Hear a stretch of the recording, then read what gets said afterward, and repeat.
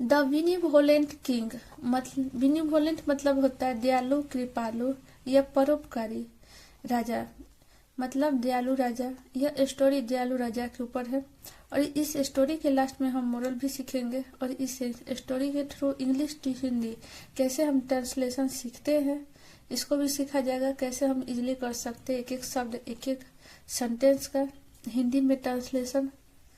तो चलिए स्टोरी पढ़ा जाए। There was a tyrant king who punished his subjects severely. Tyrant मतलब क्या होता है? अत्याचारी। हु एक रिलेटिव प्रोनाउन है जिसका मतलब है जो। पनिश मतलब सजा देना। सब्जेक्ट मतलब होता है प्रजा। सेवरली मतलब सख्त रूप से या कठोर रूप से। देयर का प्रयोग यह है इंट्रोडक्टरी सब्जेक्ट के लिए किया गया है। यहाँ पर देयर का कोई मतलब नहीं है, इसलिए हम यहाँ पर अर्थ क्या निकाल लेंगे? एक अत्याचारी राजा जो सजा देता था। सिंपल पास्ट टेंस का सेंटेंस है। जो सजा देता था अपने प्रजाओं को कठोर रूप से, सख्त रूप से अपने प्रजाओं को सजा देता था। Everybody was afraid of him. Afraid मतलब क्या होता है? डरना। हर कोई उससे डरता था। One day he went hunting in the morning. एक दिन वह, हंटिंग मतलब शिकार खेलना। गो का सेकेंड फॉर्म है वेंट और यह सिंपल पास्ट टेंस है। एक दिन वह गया, कहाँ पर? हंटिंग मतलब शिकार खेलने गया सुबह में। When he return in the morning he was a changed man. जब वह लौटा, रिटर्न मतलब क्या होता है? लौटना।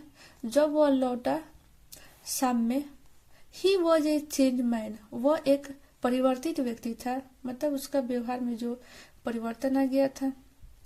द नेक्स्ट डे ही told his subjects I promise to be a benevolent king from now on. मतलब नेक्स्ट डे मतलब अगले दिन। ही टोल्ड वह बोला अपने प्रजाओं से। मैं वादा करता हूँ, आई प्रोमिस टू, मैं वादा करता हूँ। बी मतलब होता है बनना। एक बेनिवोलेंट मतलब एक दयालु राजा बनने का वादा करता हूँ। फ्रॉम नाउ अब से, मतलब अब से मैं एक दयालु राजा बनने का वादा करता हूँ। किससे बोले? प्रजाओं से बोले। Many days passed thus. Everybody loved the king. Many दिन passed मतलब बहुत दिन बीत गए। thus मतलब इस प्रकार बहुत दिन बीत गए। Everybody loved the king. प्रत्येक व्यक्ति राजा से प्यार करने लगे, राजा को पसंद करने लगे। उनका जो व्यवहार था उनको प्रजा को पसंद आने लगा। One day, one of the king's courtiers asked him, Your Majesty, pardon me, but I have a question. एक दिन राजा के दरबारी, कॉर्टर मतलब क्या होता है? राजा। राजा के दरबारियों में से एक आस्क हिम उनसे पूछा। योर मजेस्टी मतलब महाराज। पार्डन मी, पार्डन मतलब क्या होता है? क्षमा करना या माफी करना, माफी मांगना। पार्डन मी मुझे क्षमा करे। But I have a question, लेकिन मेरे पास एक प्रश्न है, मतलब मेरा एक प्रश्न है। क्षमा करे कि मैं पूछना चाहता हूँ कि मेरा एक प्रश्न है। What made U A changed mind overnight. What का प्रयोग यहाँ कैसे के लिए किया गया है? कैसे आप बन गए एक परिवर्तित व्यक्ति ओवरनाइट मतलब रात भर में। रात भर में आप एक कैसे परिवर्तित व्यक्ति बन गए? मैं पूछना चाहता हूँ, मेरा एक प्रश्न है। राजा से पूछे, क्योंकि जब वो इवनिंग आए थे शिकार खेलकर, तो उसके बाद उन सुबह जो प्रोमिस किए थे उनको दिखा कि राजा जो है दयालु राजा हो गए हैं। उनका व्यवहार सभी लोग को पसंद आने लगा। इसलिए उस राजा के दरबारियों में से एक दरबारी पूछे। The king replied, when I went hunting I saw a wild dog beating a fox. King replied मतलब राजा जो है उत्तर दिए, जब मैं गया, गो का सेकंड फॉर्मेट, जब मैं गया कहाँ पर, शिकार खेलने। आई सो मैंने देखा, एक जंगली कुत्ते को, बीटिंग काटते हुए, एक लोमड़ी को जंगली कुत्ता काटते हुए देखा कुत्ते के द्वारा। After some time a hunter shoot the wild dog with an arrow. After some time मतलब कुछ देर बाद, कुछ समय बाद, ए हंटर एक शिकारी हमला किया, शूट मतलब मारा, किससे, विथ एन एरो मतलब तीर से मारा, किसको, विल्ड डॉग मतलब जंगली कुत्ते को तीर से मारा, एक शिकारी। Soon the hunter was chased by a wild buffalo.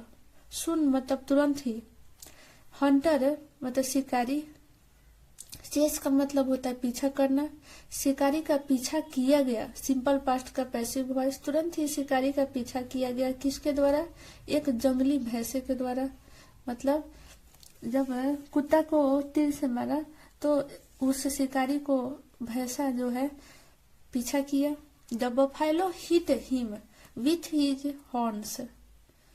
Buffalo उसे मारा मतलब शिकारी को, विथ हिज हॉर्न, हॉर्न मतलब क्या होता है, सिंग, अपने सिंग से उसे मारा। The buffalo had not gone too far when he fell into a ditch. Buffalo मतलब भैंसा जो है नहीं गया था, टू फॉर मतलब बहुत दूर नहीं गया था भैंसा, व्हेन जब, ही फील इनटू वह गिर गया, फिर मतलब होता है गिरना, वह गिर गया, इनटू ए डिच एक खाई में गिर गया। One who does evil acts will soon be overtaken by evil.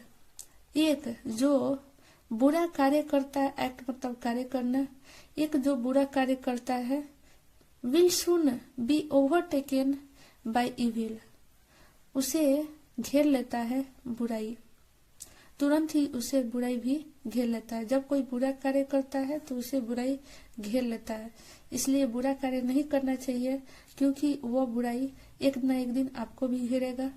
इसलिए अच्छा दयालु बनिए, राजा का यही कहने का मतलब था। इस कारण राजा जो थे सबसे प्यार करने लगे, सबको पसंद आने लगे, क्योंकि वह बुराई छोड़ दिए थे। इस स्टोरी के थ्रू हम इंग्लिश टू हिंदी ट्रांसलेशन सीखे। इसमें जो वोकैबुलरी होगा याद हार्ड उसको भी याद करिएगा। अगर पूरा स्टोरी अच्छा लगा होगा, पढ़ाने का तरीका अच्छा लगा होगा, तो प्लीज लाइक शेयर सब्सक्राइब जरूर करिएगा। Thanks for watching.